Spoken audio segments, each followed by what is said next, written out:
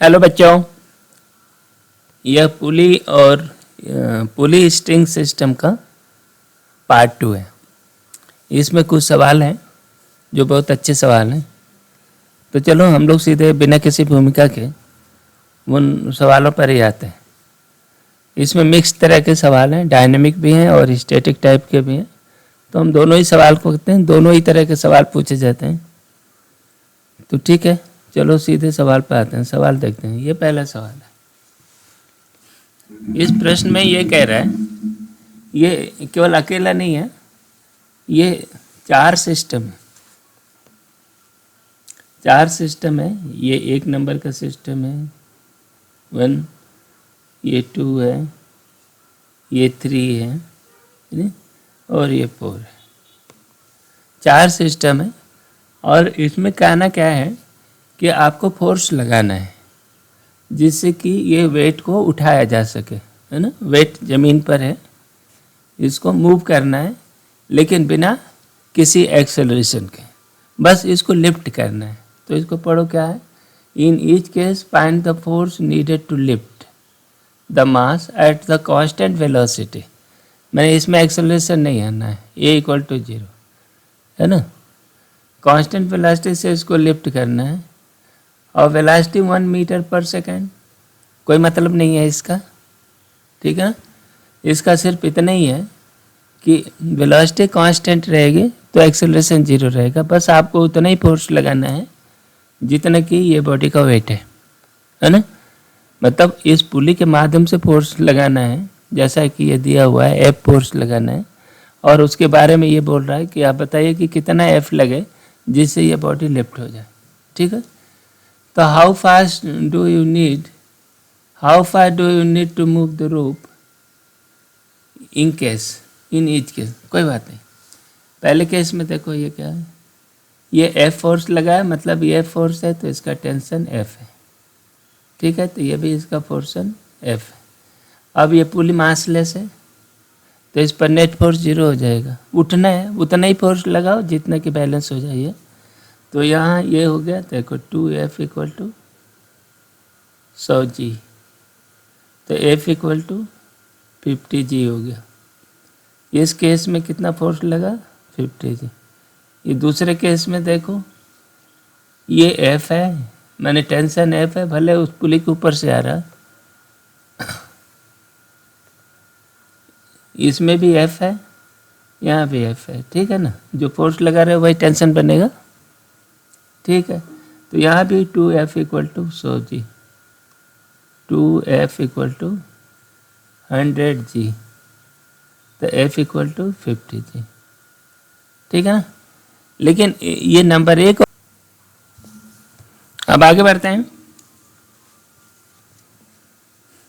तो ये नंबर 1 और नंबर 2 में फ़र्क क्या है। हाँ, इसमें देखो दोनों में फोर्स आपको समान लगाने पड़ रहे हैं, लेकिन इसमें क्या है, जैसे मान लो नीचे से कोई बॉडी खींच रहे हो, नीचे से आप इसको उठा रहे हो किसी बॉडी को और आप ऊपर खड़े हो, तो इसमें ये काम करेगा। दूसरे वाले केस में कि ये आप भी नीचे हो और ये बॉडी भी नीचे है और इस बॉडी को ऊपर निकालना, ऊपर उठाना है, वेट को ऊपर उठाना है, तो आप नीचे खड़े होकर के आप लगा सकते हो। जबकि लेकिन दोनों में एडवांटेज समान है, दोनों में आपको इफर्ट समान करने पड़ रहे हैं। तीसरे वाले में स्थिति में देखो, यहाँ पर ये एफ फोर्स है, यहाँ ये एफ है टेंशन, तो ये भी एफ हो गया, तो ये कितना हो गया, इसमें ये 2F हो गया टेंशन, ठीक है ना। तो ये भी 2F हो गया, तो ये हो गया 4F, यहाँ 4F इक्वल टू 100G, तो F इक्वल टू 25G। इतना आपको एफर्ट लगाना पड़ेगा, ठीक है ना। बस लिफ्ट करना है, इसको एक्सेलरेट नहीं करना, धीरे धीरे धीरे धीरे, भले ही लंबे समय में जाए लेकिन एक समान स्पीड से ऊपर जा रहा। तो बस आपको उतना ही फोर्स लगाना है जिससे कि ये बॉडी बैलेंस हो जाए, ठीक है। आगे इसमें भी देखो, इसको भी लिफ्ट करना है। तो ये F है ना, तो ये F हो गया, ये F हो गया, ये कितना हो गया, 2F हो गया, यहाँ भी 2F हो गया, ठीक है ना। तो यहाँ पर क्या हो गया, टेंशन हो गया 4F और ये भी 4F हो गया, ठीक है ना। तो इसको 4F और 4F ये दोनों मिल करके इसको जोड़ रहे हैं, इसको उठा रहे हैं, तो ये 8F इक्वल टू 100G। तो इसका मतलब F क्या हो गया, 8 से भाग चल जाएगा 0.5G, ठीक है ना। इतना फोर्स लगाना पड़ेगा, ठीक है। तो यही चाहिए कि किस में इसको लिफ्ट करने के लिए कितना फोर्स लगाना पड़ेगा। तो ये एक पुली सिस्टम का इससे पता लगेगा कि पुली किस तरह एक मशीन की तरह काम करता है और जिसमें आपकी मदद कर सकता है कि कम इफर्ट लगाओ और ज़्यादा भारी वजन को आप उठा सकते हो, है ना। यहाँ पर आप देख रहे हो सेम फोर्स से 8 गुना मास को आप 8 गुना वेट को आप उठा पा रहे हो, यहाँ पर 4 गुना। इस तरह से अलग अलग अरेंजमेंट है। नेक्स्ट चलते हैं। ये अगला सवाल ये पूछ रहा है, इस सवाल को पढ़ो पहले। इस सवाल को देखिए, इसमें इस प्लैंक का मास जो दिया है, प्लैंक का मास दिया है ये स्मॉल m, आदमी का ये जो आदमी है उसका मास कैपिटल M दिया है, ठीक है। अब ये आदमी इस अरेंजमेंट में इस रस्सी के थ्रू यहाँ पर फोर्स लगा रहा है, कितना F।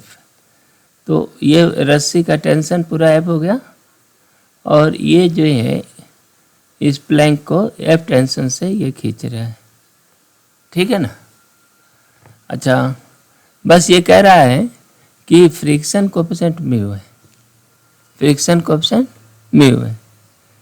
तो आप ये बताओ कि इस आदमी को कितना फोर्स लगाना चाहिए, मैक्सिमम फोर्स कितना होगा जिससे कि ये प्लैंक मूव ना करे, है ना। तो देखो इसमें फ्रिक्शन फोर्स क्या होगा, फ्रिक्शन फोर्स देखेंगे अभी बाद में। पहले ये बेसिकली वो कहानी ये है, ये प्लैंक है,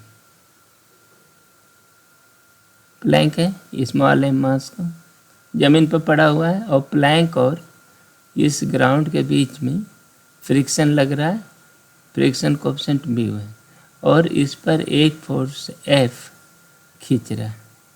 तो F की मैक्सिमम वैल्यू कितनी हो जाएगी, जितना कि फ्रिक्शन फोर्स लग रहा है। फ्रिक्शन फोर्स कितना लगेगा, F फ्रिक्शन FFR, है ना। F फ्रिक्शन इधर लगेगा, कितना लगेगा उसको अभी चेक करेंगे। और ये आदमी है,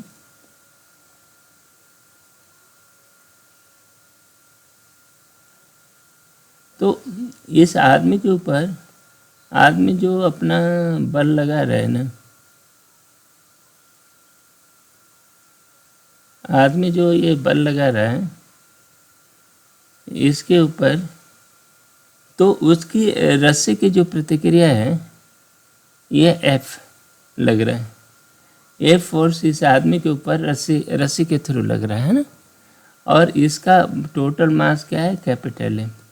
तो अब देखो इस आदमी और इस प्लैंक को मिला करके आप एक सिस्टम बना लो, इतने को मिला के, ठीक है ना। तो इसका रिएक्शन देखो कितना है ना। रिएक्शन ये वर्टिकल फोर्स जो है देख R, देखो R इसका जमीन का रिएक्शन है N, और इस पर नेट फोर्स कितना इधर कितना लग रहा है, M plus M into G minus F, ये लग रहा है ना। देखो इस जमीन के ऊपर जो जमीन पर जो प्रेशर लग रहा है M plus G minus F लग रहा है ना, और यही जो है ये इक्वल टू R जो रिएक्शन का। तो फ्रिक्शनल फोर्स क्या होगा, FFR, फ्रिक्शनल फोर्स क्या होगा, फ्रिक्शनल फोर्स यानी ये फ्रिक्शन है, फ्रिक्शनल फोर्स कितना होगा वो देखो M प्लस mg, वो रिएक्शन होता है, रिएक्शन माइनस फोर्स है ना। ये ऊपर वाला फोर्स जो घटा रहा है, जो जितना रिएक्शन लगना चाहिए ना नीचे जितना ये प्रेशर दोनों मिल करके वेट लगना चाहिए उस इस एफ के कारण कम हो गया है, और उसका म्यू टाइम होगा, म्यू है। लेकिन अच्छा, ये मैक्सिमम फ्रिक्शन है, और ये जो पूछ रहा है मैक्सिमम फोर्स पूछ रहा है, तो ये मैक्सिमम फ्रिक्शन के बराबर होना चाहिए, दैट इज शुड बी। तो मैक्स एफ है ना, एफ ये निकालना है इक्वल टू, तो ये कुल मिलकर के ये एफ हो गया, और F should be mu m plus m g minus F. ठीक, अब इन दोनों से सॉल्व करो, यहाँ ले आते हैं, एफ सॉल्व करते हैं, तो ये 1 प्लस म्यू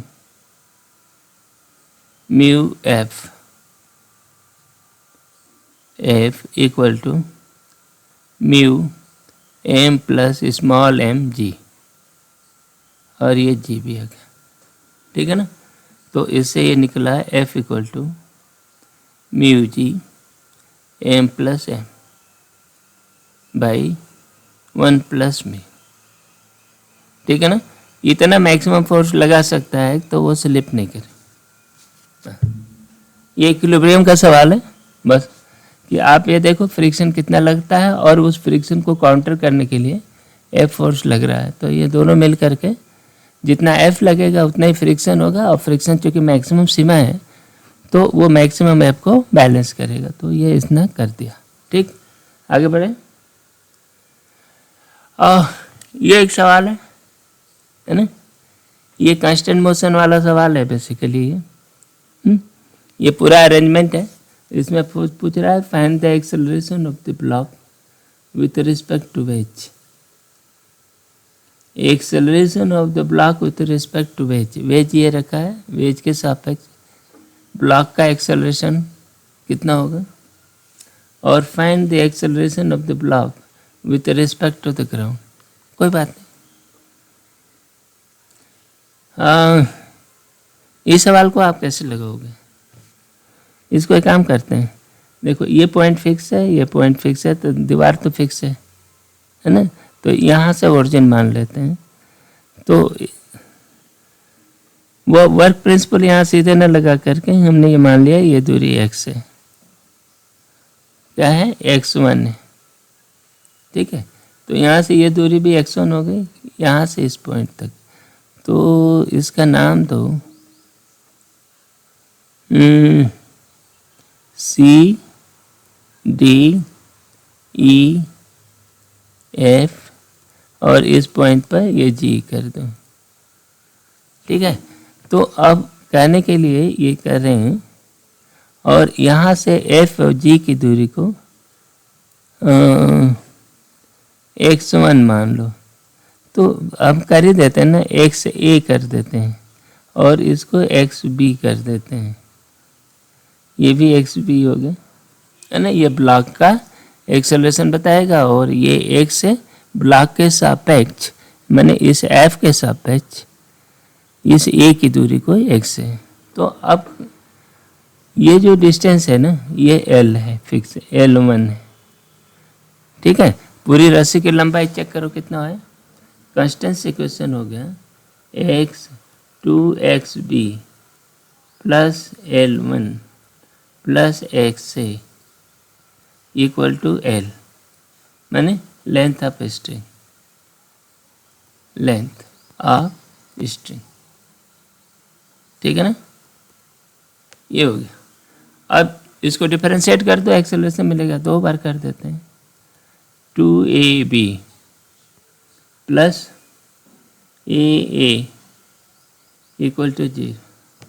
बस यहाँ ये रिलेशन निकल गया।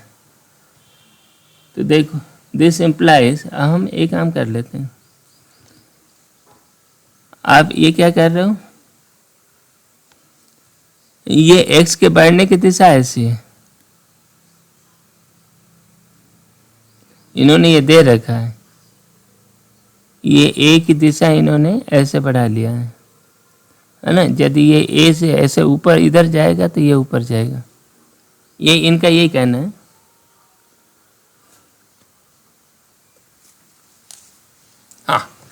यहाँ पर ये जो बोल रहे हैं ना, ये ब्लॉक बी है, ए एक्सेलरेशन से पुल किया जा रहा है। देखो, if the wedge is pulled toward the right and acceleration a, the find the acceleration of block with respect to wedge. कोई बात नहीं। तो देखो भाई क्या है, तो यहाँ ये हो गया ए बी कितना ए दिया है। क्यों? देखो एक्स भी यहाँ से हम नाप रहे हैं, तो इस दिशा में पॉजिटिव होगा, तो ए की वैल्यू पॉजिटिव हो गई, एक्स ए पॉजिटिव हो गई, ए दिया।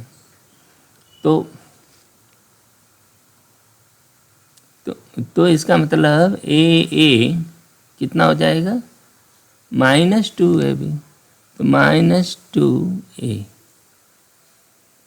ठीक है ना। तो -2a इसका मतलब कि ये ऊपर जाएगा, ये ऐसा ही बात है। ये रस्सी का ये कोना, ये एंड ऐसे आगे की ओर जाएगा, तो ये ऊपर की ओर जाएगा, इसका मोशन ऐसा होगा। तो देखो ए, तो ए क्या है, A is acceleration of A, block A किसके सापेक्ष, with respect to block B, ठीक है ना। ये जो है ना रिलेटिव डिस्टेंस है, देखो ना, इस वेज के ऊपर रिलेटिव डिस्टेंस है, तो इसका एक्सेलरेशन हो गया 2a, ऊपर की ओर अपवर्ड 2a। इसका मतलब ये हुआ कि विथ 2a मैग्नीट्यूड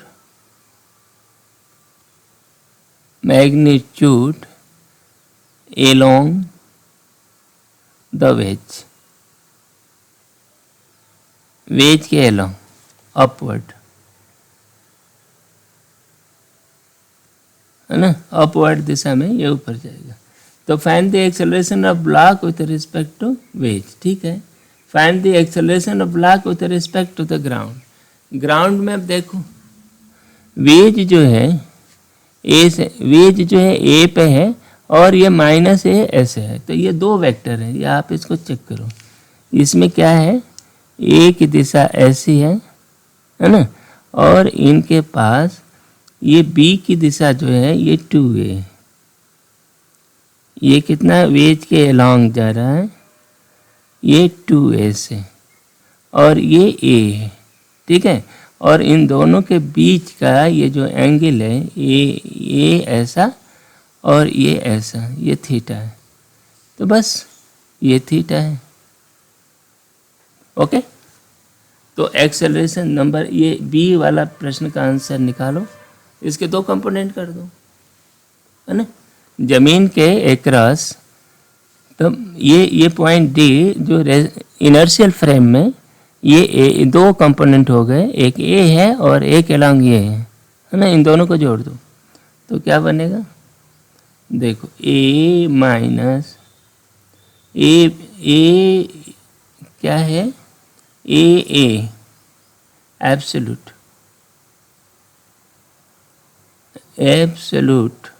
एक्सेलरेशन,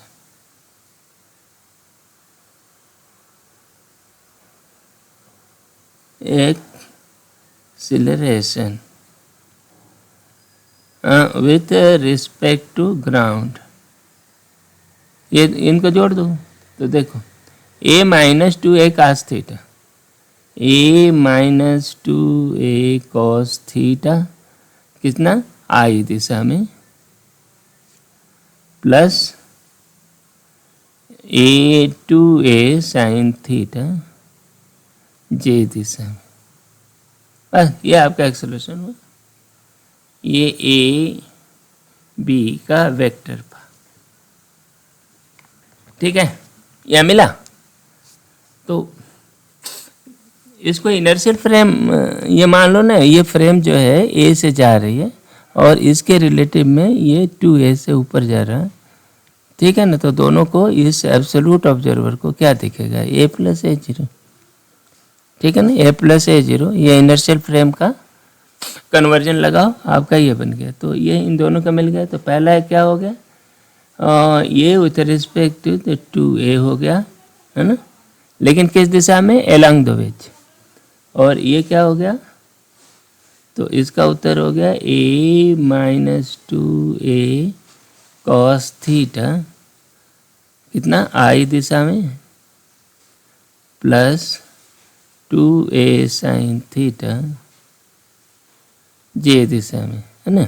और आई किधर है, हॉरिजॉन्टल पोर्शन है, और जे इधर आई है ना, और इधर क्या है, जे। बस इस दिशा में आपका ये बन गया। ठीक, नेक्स्ट चले, अगला सवाल ये था। इस तरह के सवाल जो होते हैं वो वेलोसिटी के बारे में भी हो सकते हैं, डिस्प्लेसमेंट के बारे में भी हो सकते हैं, और एक्सेलरेशन के भी। ये कांस्टेंट्स पर सवाल है। तो इस सवाल को तो हम सीधे लगा सकते हैं। इस सवाल को पहले पढ़ो क्या है। ये अगला सवाल देखिए। इस सवाल में ये जो ट्रक है ए equal to 3 metre per second के स्पीड से जा रहा, नहीं ये दिया हुआ। अब ये रस्सी है, देखो ये टेंशन एक यहाँ पर है, ये टेंशन, ये टी है, ये टी है, ये भी टी है, ये भी टी है, ठीक है। नहीं ये टी नहीं है, इसकी तो ज़रूरत है नहीं, यहाँ टी है, ठीक है। और ये जो होगी 2t होगी, यहाँ क्या होगी, टी होगी, ठीक है। वर्क डन कहाँ हो रहा है, वर्क डन हो रहा है इस पॉइंट पे, इस पॉइंट पे हो रहा है, यहाँ हो रहा है, इस पॉइंट पे हो रहा है, ठीक है। और ये पुली फिक्स है, ये पुली फिक्स है, ठीक है ना। तो यहाँ पर वर्क डन 0 है, इस जगह 0 है, यहाँ 0 है, यहाँ पे नेट फोर्स 0 हो जाए, तो यहाँ पर हमें इवेलुएट करने की ज़रूरत नहीं है। तो वर्क प्रिंसिपल लगाओ। तो ये देखो, ये हो गया ए बी, और ये ए, ये एक्सेलरेशन ये है, और इस पॉइंट का एक्सेलरेशन क्या है, ये जो ट्रक का एक्सेलरेशन है, तो ये ऐसी दिशा में ए। ओके, तो अब वर्क प्रिंसिपल लगाओ।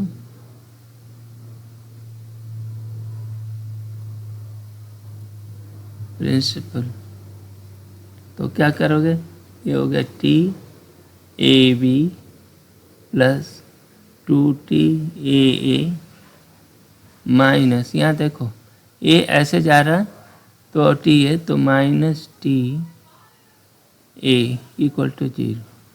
तो ये हो गया, दिस इम्प्लाइज कॉन्स्टेंट इक्वेशन हो गया a b plus 2a minus A equal to 0। ये आपका पहला इक्वेशन हो, ठीक है। अब कॉन्स्टेंट इक्वेशन निकल गया। अच्छा, इसमें ये भी दिया है, बी दिया है 5 kg, ये दिया है 10 kg, 10 kg दिया नहीं, ए दिया है 10 kg, ये 10 kg है, ठीक है ना, ये 5 kg। ट्रक का वजन नहीं दिया है, बस ये एक्सेलरेशन दिया हुआ है, कोई बात नहीं। अब देखो, तो इक्वेशन ऑफ मोशन लिखो, किसका लिखें पहले, एक बी का लिखो, बी का एक्सेलरेशन लिखोगे तो ए बी, देखो ये टी ऊपर की ओर लग रहा है, ए ऊपर की ओर लग रहा है, तो T minus 5, T by 5 minus G, ऐसे लिख सकते हो। F equal to M A का रूप लगाओ और उसमें मास से भाग दो तो इस तरह बन जाएगा। फिर A equal to 2t by 10 minus G, इसको लिख सकते हैं t बाई 5 माइनस जी, ये दूसरा इक्वेशन हो गया। और a बराबर, ए तो है ही, अब माइनस ए रखना पड़ेगा, minus A equal to minus A, ये ठीक है। अब ये तीसरा इक्वेशन है, ये इसमें हमने कुछ नहीं किया, बस इसको जोड़ेंगे, सबको जोड़ दो, जोड़ दिया तो अच्छा नहीं, इसको दूना करना पड़ेगा ना, इसमें 2 का गुणा करो इस पूरे इक्वेशन में, और फिर जोड़ देते हैं। तो अब क्या बोलते हैं, a b plus 2AA minus A equal to 0। ये कितना हो जाएगा, यहाँ देखो t/5 2t/5, तो ये 3t/5 हो गया, और ये 2g हो गया माइनस 2g 3g हो गया, और ये माइनस a हो गया इक्वल टू 0। तो यहाँ से t मिल गया, t इक्वल टू कितना हो गया 3t/5 equal to 3g plus a। अब वैल्यू रख देते हैं 3g की वैल्यू कितनी है, g 30 और a की वैल्यू 3 है, तो ये 33 हो गया है ना। a इक्वल टू 3 दिया हुआ है ना, a इक्वल टू 3 दिया हुआ है, ये देखिए उसको लिया। तो ये देखो t क्या हो गया, this implies t equal to t equal to 55। कैसे, 3 कट गया और ये 11 55, ठीक है, और t/5 इक्वल टू 11, ठीक है। अब देखो ए क्या, ए बी कितना हो गया, t/5 11 माइनस जी। अरे तुम जरा चाय पिलाना। 11 a माइनस जी को देखो, तो ये हो गया 1 मीटर पर सेकेंड। ए कितना होगा 11 माइनस जी, ये भी बना 1 मीटर पर सेकेंड, बस हो गया। और इधर किधर जाएगा, अपवर्ड जाएगा। तो ठीक है, तो इसका जो आंसर आ गया, आंसर क्या आ गया जो आ गया, और ये t इक्वल टू 11 नहीं 55 न्यूटन, ठीक है ना। ये जो है आपका जो भी निकालना था निकल गया। तो यहाँ भी वही बात है, ये कंस्टेंट इक्वेशन मिल गया, आप इस तरह से हल कर लो। नेक्स्ट अगला सवाल देखो, यहाँ क्या बोलते हैं, the acceleration of 2 kg block. ये 2 kg ब्लॉक है, ये the free end of string is pulled with the 20 newton as shown. तो ये 20 न्यूटन से खींची जा रही है। तो पूछ रहा है कि the acceleration of 2 kg block क्या है। ये सवाल कोई कंस्टेंट से लेना देना नहीं है बहुत ज़्यादा। यहाँ देखो ये टेंशन F है, तो ये टेंशन इसका F हो गया, यहाँ भी F हो गया, ठीक। और ये जो है यहाँ हो गया 2F, ठीक है ना, यहाँ टेंशन 2F। तो ये क्या है, F फोर्स से आप खींच रहे हो, तो 2F यहाँ इफेक्टिव फोर्स लग रहा है। तो अब क्या हो गया देखो, चेक करो, ये 2 kg है और ये एक्सेलरेशन इधर जाएगा a, तो 2a इक्वल टू 2F। इसका मतलब a इक्वल टू F।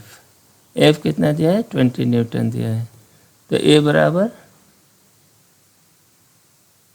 अच्छा 2 kg है, हाँ सही तो है।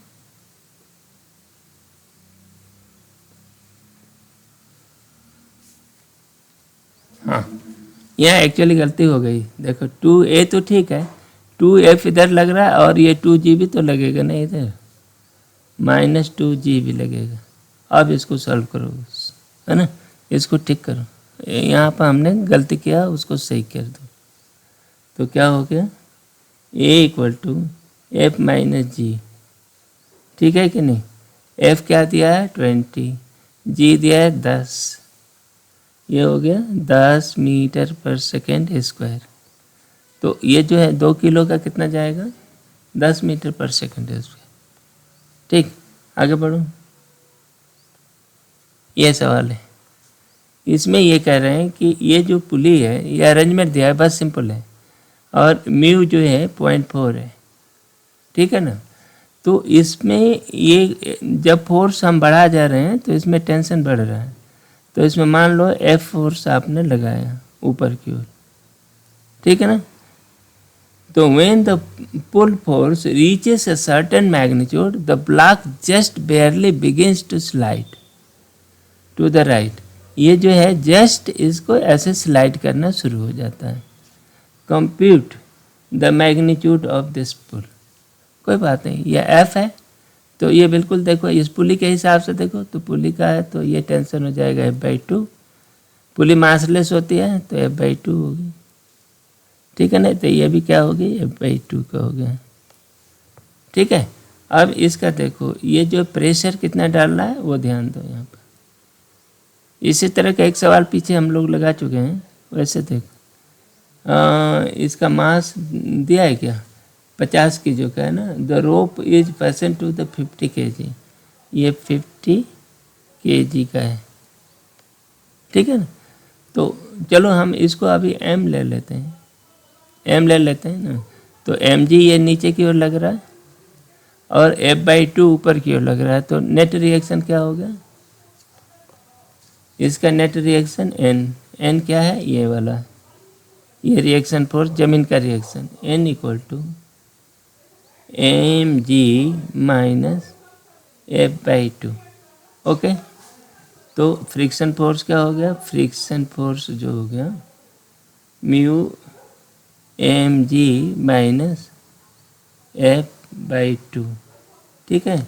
और ये कितना होगा जब F/2 के बराबर हो जाएगा, that is equal to F/2, तब ये जस्ट इधर आगे की ओर स्लिप करना शुरू होगा।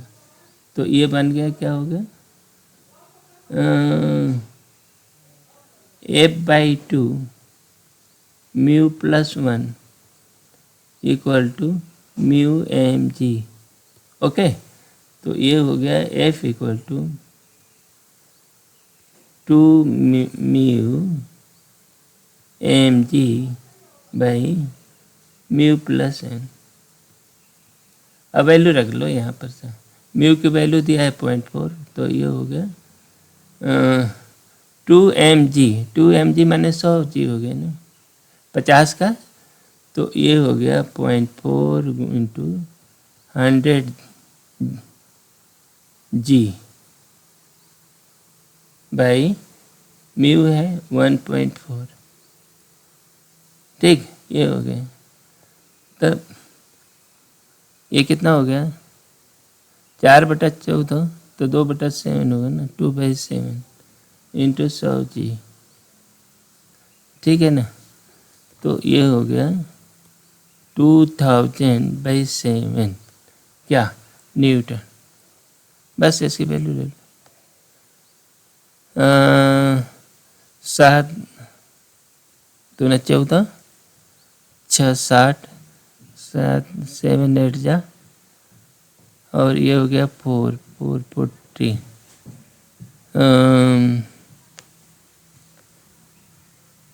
35 और 0.7, इतना न्यूटन कुछ लग रहा है, ठीक है ना। इसको कैलकुलेट कर लेते हैं, ठीक है, ये इतना ही आएगा, ठीक है ना। इस सवाल को ठीक से पढ़ो, और इसमें कितना बनेगा, कितना फोर्स लगेगा, ऊपर खींचो कि जस्ट इतना से वो स्लिप करने लगे। नेक्स्ट चले, अगला ये सवाल है, हाँ ये सवाल एक्सेलरेशन करनी है। इसमें कह रहे हैं कि ये जो फोर्स जा रहा है ना, ये जो फोर्स है यहाँ लग रहा है, तो ये इनके मासेस दिए हुए हैं। तो देखो स्मॉल m दिया है 5 kg, तो यहाँ 5 कर दो, और ये जो है 10 kg दिया है, ठीक। और F फोर्स लग रहा है और F वेरिएबल है, F में एक में F 100 न्यूटन है, दूसरे केस में F की वैल्यू 300 न्यूटन है, F की वैल्यू 500 न्यूटन है। 3 परिस्थितियाँ दी हुई हैं, तो ठीक है ना। तो पूछ रहा है कि इस मास m और m का एक्सेलरेशन क्या होगा, बस कुछ नहीं है। ये सवाल जो है देखने में डरावना लग रहा है, लेकिन ये सवाल बेसिकली ये इक्विलिब्रियम का है, और ये नेट फोर्स में कितना, किसके ऊपर कितना नेट फोर्स लग रहा है उसको ध्यान से देखो, ठीक है ना। It apply both pulleys are massless and acceleration. पहला केस लिखो, लेट F = पहला केस हम इस कंसिडर करेंगे, F = 100, ठीक है।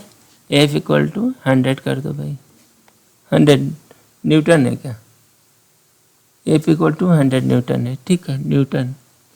तो अब इसमें कितना फोर्स हो जाएगा, इसमें टेंशन हो जाएगा 50, इसका टेंशन कितना होगा 50 हो गया, ठीक। तो फिर इसमें कितना हो गया, ये पुली है तो ये 25 हो गया, यहाँ 25 हो गया, बस हो गया। ये देखो, ये इसमें m का देखो, m 5 kg है ना, ये m है 5 kg है। इधर ऊपर लग रहा है इसका 25 न्यूटन, नीचे लग रहा है 50 न्यूटन है ना, mg, ये mg है ना 50 न्यूटन। बस अभी बताओ ऊपर उठा पाएगा क्या, टेंशन उठा पाएगा कि नहीं, इसमें F नेट ऊपर की ओर कोई फोर्स नहीं है ना, तो इसलिए A5 कितना हो गया 0, ठीक है। इस मामले में अब ये 10 न्यूटन का देखो, 5 किलो वाले को उठा नहीं पाया तो 10 किलो वाले को कैसे उठा पाएगा। तो A10 का देखो, A10 में ये लग रहा है 100 न्यूटन नीचे की ओर है ना, ऊपर लग रहा है 25 न्यूटन, तो नेट फोर्स तो नीचे की ओर लग रहा है तो ऊपर कैसे जाएगा, तो इसलिए A10 = 0, ठीक है। पहला केस हो गया। दूसरा केस कह रहा है 300 और ये 500, आगे देखते हैं।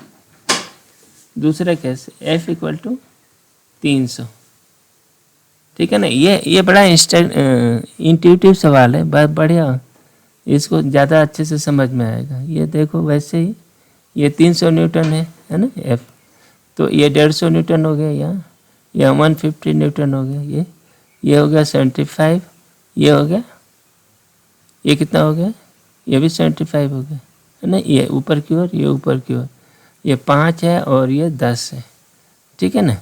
ये लग रहा है 50 न्यूटन, इधर लग रहा है कितना 100 न्यूटन, ठीक है ना।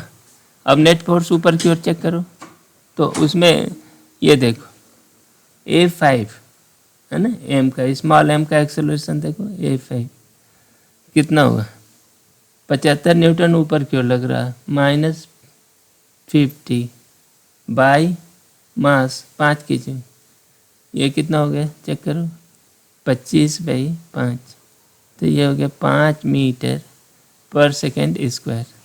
तो ये तो एक्सेलरेट होगा लेकिन ये बैठा रहेगा, ये ज़मीन पर ही बैठा रहेगा। इधर देखो A10 का देखो, A10 के ऊपर 75 - 100/5 है ना, तो ये जो है इसका एक्सेलरेशन होगा, एक्चुअली आप ये कहो कि इसका नेट अपवर्ड फोर्स नेट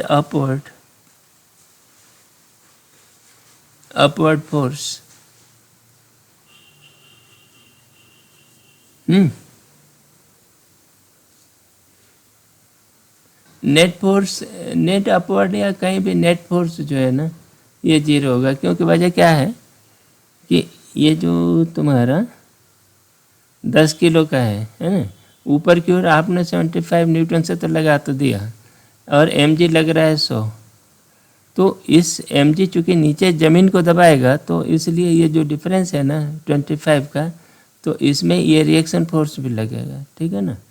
तो इसलिए R + 10 100 R + 75 = 100, तो ये रिएक्शन फोर्स जो रहेगा वो 25 न्यूटन का लगेगा, ठीक है ना। तो एक्चुअली ये क्या होगा कि ये मास जो है भारी है और उसके ऊपर लगने वाला उठाने वाला फोर्स कम है, तो ऐसे में वो नीचे रहेगा, बैठेगा, ज़मीन पर ही बैठा रहेगा, ठीक है ना, इसमें मोशन नहीं होगा। तो इसलिए A10 का एक्सेलरेशन 0 रहेगा। समझ गया क्या? ये जब ये कोई वज़न उठा रहे हो ना, तो आपको जो वज़न उठा रहे हो उसके वेट से आपको ज़्यादा फोर्स लगाना पड़ेगा ना, तो वही काम यहाँ पर है कि इसमें फोर्स तो, यहाँ फोर्स तो ऊपर उठाने वाला कम लग रहा है तो उठेगा ही नहीं, तो इसलिए जहाँ बैठा है वहाँ बैठे ही रह जाएगा। तो A10 = 0। नेक्स्ट में देखो, यहाँ F = 500 है ना, F = 500। तो अब ये देखो, बस ये पुली है, हम पुली में इसको हम वो कर सकते हैं। ये कितना हो गया 250 हो जाएगा, ये कितना हो गया 250 हो गया, ये 125 हो गया, ये 125 हो गया, ठीक है ना।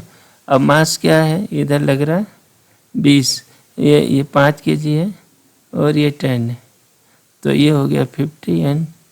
इधर नीचे की ओर लग रहा है इसके ऊपर 100 एन, ठीक। तो अब एक्सेलरेशन देखो A5, ऊपर की ओर नेट फोर्स लग रहा है 125 माइनस 50/5 है ना, तो ये कितना हो 75/5, 25 5 15 75, ये मीटर पर सेकेंड स्क्वायर, ये हो गया। A10 का देखो, इसके नेट फोर्स ऊपर की ओर 125 है और ये 100 है, तो ये हो गया 125 माइनस 100/10, तो ये कितना होगा 25/10, तो ये होगा 2.5 मीटर पर सेकेंड स्क्वायर, ठीक है। ये एक्सेलरेशन समझ में आई। ये इस तरह का सवाल है, बिल्कुल अपवर्ड लिफ्ट करना है, ठीक है ना। और अपवर्ड लिफ्ट करने के लिए उसके मास के बराबर, मास या उसके वेट के बराबर आपको अपवर्ड फोर्स लगाना पड़ेगा, तभी यहाँ पर जाएगा। नेक्स्ट चलो अगला सवाल। हाँ, ये सवाल को लगा चुके हैं, फिर क्या को लगा रहे हैं। हाँ, इस सवाल को देखो, ठीक है। इस सवाल को देखिए, इस सवाल में एक चीज़ देखो करेक्शन, ये इनको हटा दो, ये नंबरिंग केवल दिया है, मास नंबर है ना। मास एक्चुअल ये दिया है, एम दिया है, एम दिया है, कैपिटल एम दिया है, एफ फोर्स लग रहा है, बस इसका पूछ रहा है ये फ्रिक्शन लेस टेबल पे है and we are looking for इतना, तो फिर अब वही चाहिए, find the acceleration of the 3 masses in the set, ठीक है ना। तो इसको आप ये कहो कि इसका एक्सेलरेशन इस दिशा में A1 है, इसका एक्सेलरेशन ये ऐसे जाएगा तो ये ऐसे जाएगा, तो चलो इसका एक्सेलरेशन भी इस दिशा में A2 कर देते हैं, ठीक है ना। और इसका ये इस दिशा में जाएगा तो इसको A3 कह देते हैं, ठीक है। तो कांस्टेंस देखो, ये T है, ये T है और ये 2T है ना। तो टेंशन से वर्क जो होगा वो चेक करो, तो क्या बन रहा है, टेंशन इसका ऐसा है, इसका टेंशन T ऐसा है, तो देखो यहाँ से शॉर्ट करते हैं, A1T positive plus A32T plus ये होगा माइनस A2T इक्वल टू 0, ठीक है। अब आपका कांस्टेंस बन गया A1 plus 2A3 minus A2 equal to 0, ठीक है ना। ये आपका ये कांस्टेंस हो गया। अब इसके इक्वेशन ऑफ मोशन लो, ये T है, पहले का देखो, A1 इक्वल टू T/m, बोलो वही तो खींच रहा। फिर A2 को देखो, A2 की दिशा हमने ऐसे लिया, तो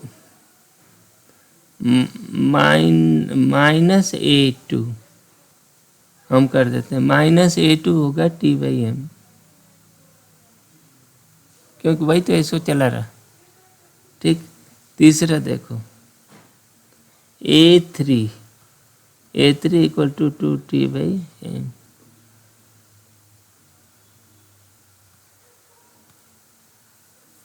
जी तो है नहीं। ओह, ये जो है A2 में ये हो गया माइनस A2 का मतलब आप ऐसे कर रहे हो ना, तो T और ये फोर्स जो है माइनस F हो गया, है ना। माइनस A2 हमने कर दिया इसको, या A2 के हिसाब से करो तो F माइनस T हो जाएगा इक्वल टू इतना, ठीक। अब आप इनको तीनों को जोड़ दो, लेकिन A3 को दूना करना पड़ेगा ना, इसका मतलब है 2A3 इक्वल टू 4T/m, ठीक है ना। तो ये 1 हो गया, ये 2 हो गया और ये हो गया 3, ठीक। और इनको सबको जोड़ दिया तो ये क्या हो गया, A1 minus A2 plus 2A3 equal to, जोड़ो m, ये t के को हो गए 1/m plus 1/m plus 4/M minus f, ये इक्वल टू 0। तो फिर ये ऊपर जाओ, इसको ले आओ इधर, ये ऊपर ले जाते हैं यहाँ। तो ये हो गया t इक्वल टू, t को हम जोड़ देते हैं, कितना हो गया m, ठीक। तो ये हो गया 2m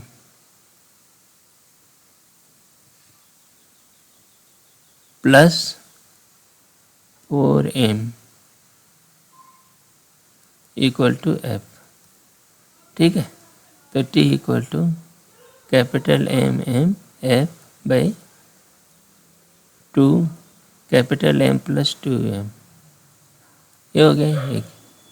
तो बस आप निकाल लो A1 क्या हो गया, A1 t बाई स्मॉल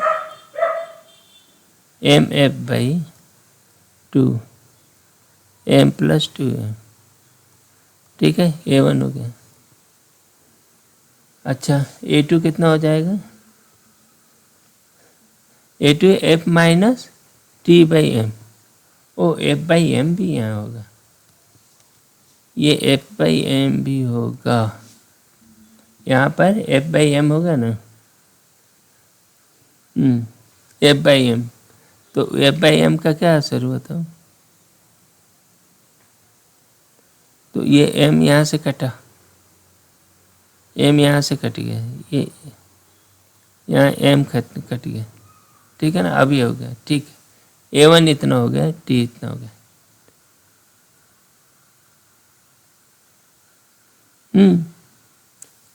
ये आपका ठीक हो गया A1। तो फिर A2 कितना हो गया,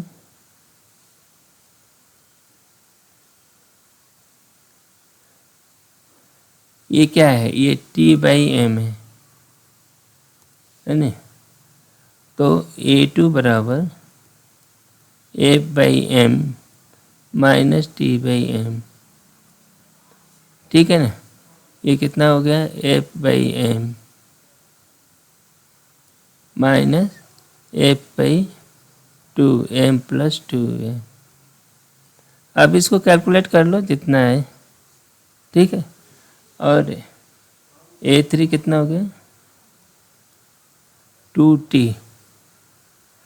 तो ये t A1 है, t तो इतना हो गया ना, तो इतना बटा कैपिटल है, तो ये हो गया A3 बराबर f by 2m plus 2m। बस आपका ये सवाल हो गया, A1 A2 A3 निकल गया। नेक्स्ट चलो, ये क्या पूछ रहे हैं, in the figure shown that the acceleration of block B, what will be the acceleration of block B, मैंने इसका बताओ।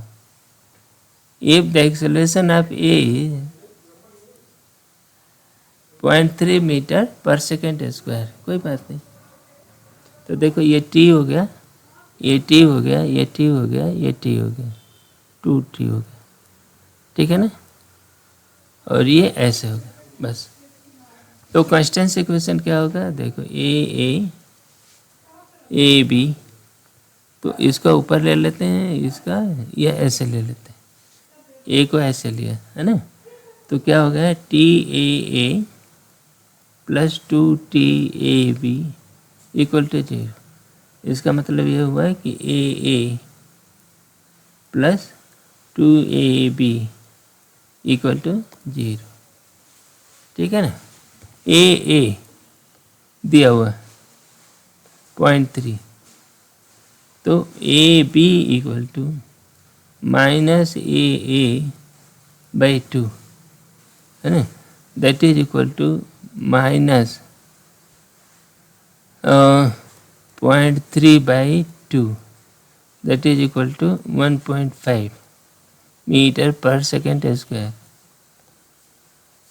ओह 1.5 नहीं, ये 0.15 होगा ना, मीटर पर सेकेंड स्क्वायर। तो इसका मैग्नीट्यूड चाहिए। अब इस पर निर्भर करता है, ये यदि इस दिशा में जा रहा है तो ये उसके उल्टे दिशा में जाएगा, और ये यदि इस दिशा में जाएगा तो ये ऊपर की ओर आएगा। बस इतनी सी इसमें देख लो, जो भी आएगा तो उत्तर हुआ ये।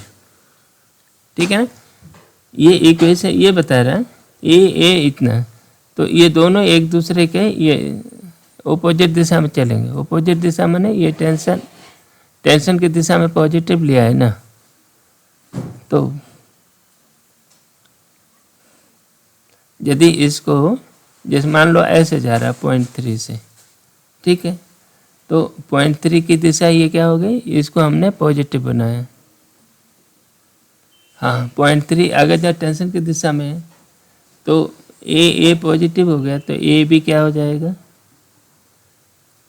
-0.3/2, तो ये हो गया 0.15 माइनस 1.5 माइनस का मतलब क्या होगा, अभी ए भी जो है ऊपर रहता था पॉजिटिव रहता है, अब नीचे की ओर जाएगा, है ना। तो यदि ऐसे गया तो ये नीचे जाएगा, और यदि ये दूसरी दिशा में जाएगा तो ये ऊपर की ओर जाएगा। बस इतने से कहानी है। नेक्स्ट चले, ये एक सवाल है, ये नॉर्मल से हट करके है, इस सवाल को हल करते हैं। ये नेक्स्ट सवाल लेते हैं। ये सवाल एक ऐसा सवाल है जिसमें ये दोनों सिरों पर जो रस्सियाँ हैं ना एक ही नहीं है ना, या उनके आपस में कोई रिलेशन नहीं है, ठीक है ना। तो इसको हम मान लेते हैं T1, तो ये क्या है, ये T1 है, और इस वाले रस्सी को हम T2 मान लेते हैं, इसको भी T2 मान लो, ठीक है। अब इसको कांस्टेंस निकालने का वर्क प्रिंसिपल शायद काम नहीं करेगा, ठीक है ना। अब यहाँ से अब ये लेते हैं, ऐसे कर सकते हैं, यहाँ से नहीं, यहाँ से इसके ऊपर की जो रस्सी की लंबाई है हमेशा उतनी बनी रहती है, तो उसको कांस्टेंट मान करके छोड़ सकते हैं। तो देखो यहाँ से ये नापा है, ये इस पुली की लंबाई मान लो XP है, ठीक। यहाँ से ये X3 की लंबाई ये X3 है, यहाँ से इसकी लंबाई आपको X2 ले लो, और यहाँ से इसकी लंबाई X1 है, ठीक है। अब ये कांस्टेंस इक्वेशन लगाओ, देखो पहली रस्सी ये वाली रस्सी 1, दूसरी रस्सी ये है ना, तो उनके कांस्टेंस निकाल, एक तीसरी रस्सी ये है, इसको रस्सी मान लो, एक रस्सी से लटका हुआ मान लो, ठीक है ना। ये तीसरी रस्सी है। चलो यहाँ M3 की वैल्यू 1 किलो दिया हुआ है, 1 kg दिया है, बाकी M1 M2 का नहीं दिया है, फ्लोटिंग है, कुछ भी हो सकता है, और हमें जो भी एक्सेलरेशन निकालना है M1 M2 के टर्म में निकालना। तो देखो कांस्टेंस इक्वेशन पहले रस्सी का, देखो पहले रस्सी का मतलब ये कौन सा पहली रस्सी माना, एक रस्सी ये पहली, इसको माना ना, ये दूसरी है, पहली कर लो। तो देखो ये XP 2XP minus X3 equal to L1 है कि नहीं। देखो यहाँ से लेकर के यहाँ से यहाँ तक XP है, उसमें से X3 निकल गया, तो ये पूरी रस्सी की लंबाई हो गई, ठीक है। तो इसका कांस्टेंस देखा 2AP, इस पुली का, ये जो पुली है ना ये P, इस पुली का जो एक्सेलरेशन है 2AP हो गया, माइनस A3 क्या है, A3 M3 का एक्सेलरेशन हो गया, A3 इक्वल टू 0, पहला कांस्टेंट हो गया, ठीक, बढ़िया। दूसरी चीज़ ये वाली पुली का, ये वाला रस्सी देखो X2 का,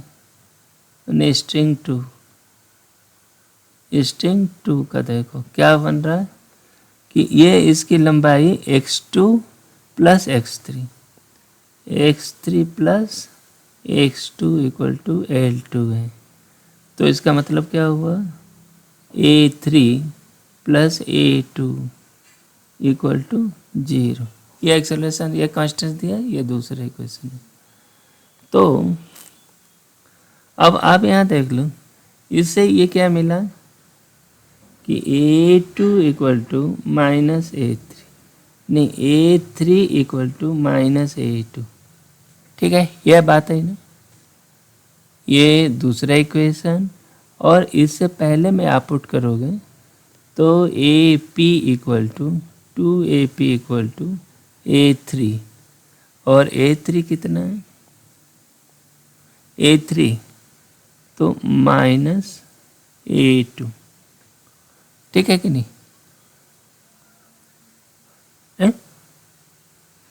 2AP। अच्छा, अब स्ट्रिंग 3 का देखो, ये तीसरा हो गया, ये तीसरा ये हो गया, ये चौथा हो गया। चलो, और स्ट्रिंग 3 का भी देखो, x1 minus XP equal to L3। तो इसको ये हो गया A1 minus AP equal to 0, तो means A1 equal to AP। ठीक है ना, ये पांचवा मिला।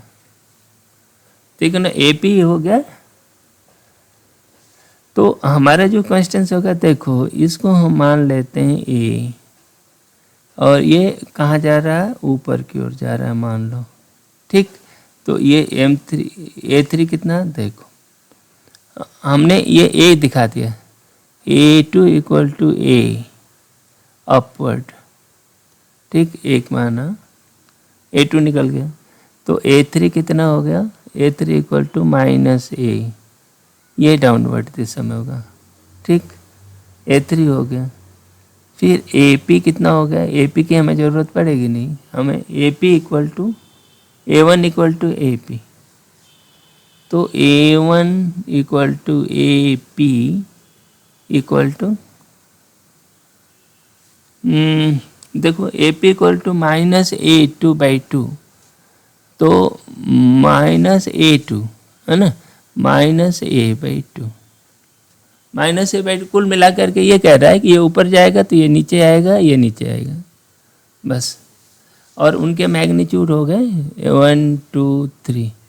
कैसे निकाला, ये स्ट्रिंग लंबाई से, ये एक्चुअली T1 T2 होने के कारण हम सीधे नहीं निकाल पा रहे हैं।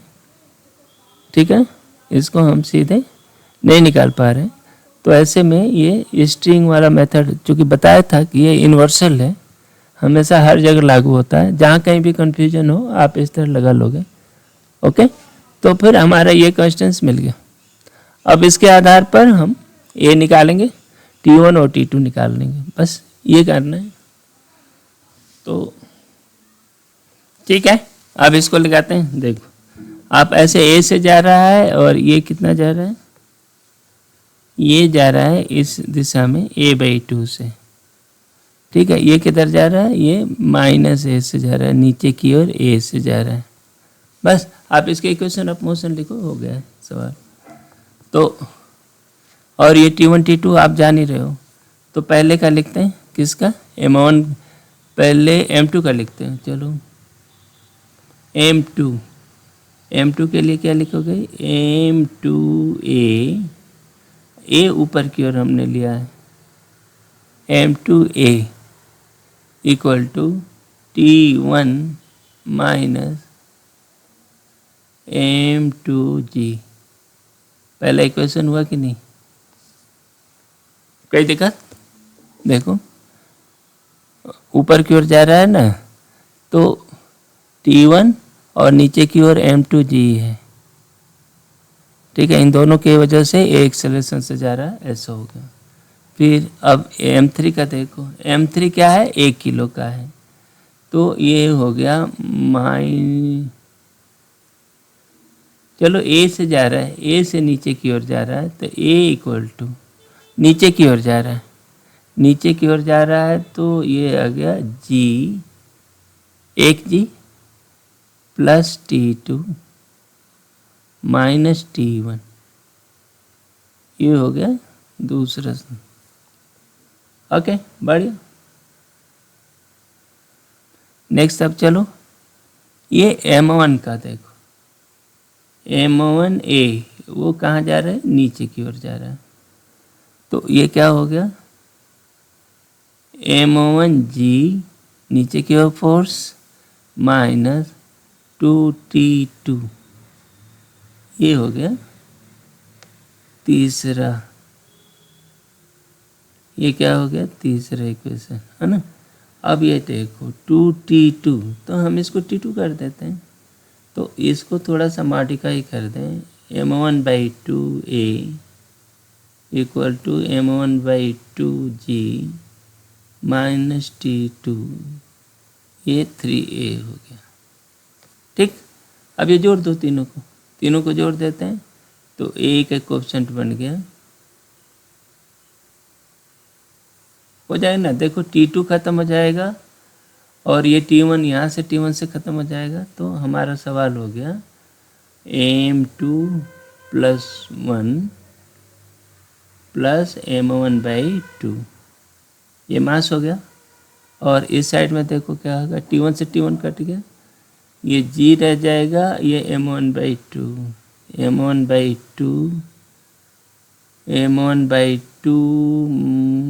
+ 1 माइनस M/2G, है ना। तो इसलिए ये आपका एक्सेलरेशन क्या हो गया,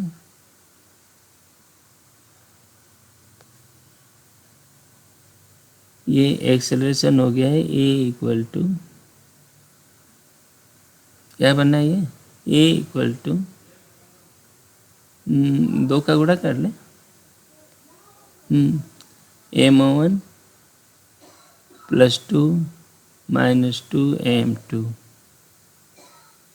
डिवाइडेड बाई, इसमें हो गया 2M2 + 2 + M1G, ये क्या हुआ आपका A बन गया। पर्टिकुलर वैल्यू लेकर आप चेक कर सकते हो, ये आपका इक्वेशन हो गया A का। तो T क्या हो जाएगा, T यहाँ इसमें रख लो, ओह T1 और T2 भी निकालना है, तो T1 किसी A इसे ले लो, तो देखो यहाँ हो गया T1 = M2G + A, बढ़िया, ये हो गया। और T2 कितना हो जाएगा, T2 = M1/2G + A, ये दूसरा हो गया। ठीक है, बस आपके सवाल का उत्तर निकल गया। ठीक है, तो ये जो सवाल है इस तरह से लगेगा। नेक्स्ट चले, अगला ये सवाल है, पढ़ो जरा इसको। ये जो सिस्टम है, अरेंजमेंट दिया हुआ है ना, इस सवाल का जो बेसिक अरेंजमेंट है आप उसे देख रहे हो। ये कह रहा है कि ये जो सिस्टम है में ये जो सरफेस है यहाँ पर μ = 0, लेकिन इन दोनों ब्लॉकों के बीच में μ = 1/2 है या 0.5 है। ठीक है, ये दिया हुआ है। यहाँ पर फ्रिक्शन लग रहा, ओके, यहाँ पर कोई फ्रिक्शन नहीं लग रहा, और ये जो एक्सेलरेशन इधर जा रहा है A = G/2 से जा रहा है।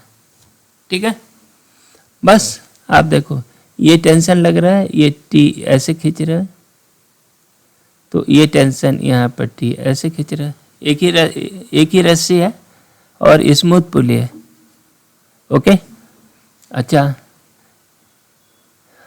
यहाँ ग्रेविटी लग रही है इधर mg, ये परपेंडिकुलर लग रहा है स्मॉल mg, तो फ्रिक्शन फोर्स कितना होगा, देखो अब ये चूंकि एक्सेलरेटेड है तो फ्रिक्शन लगेगा, तो फ्रिक्शन जो होगा Fr μmg, ये फ्रिक्शन, और चूंकि वो मूव करने लगा है तो इसलिए मैक्सिमम फ्रिक्शन लगेगा μmg।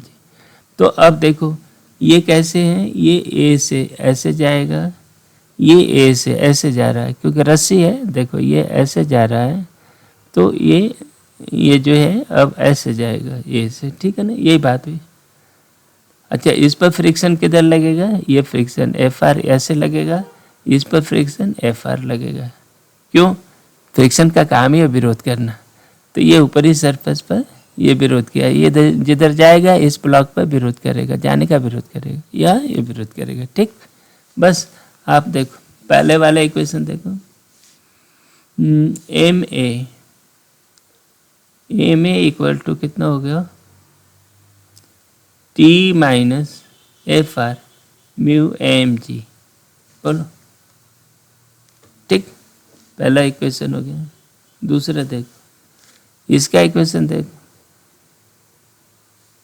कैपिटल एम ए ये जा रहा है किधर, इधर एफ की दिशा में जा रहा है ना, तो ये हो गया F minus mu M g, बढ़िया इक्वेशन बन गया।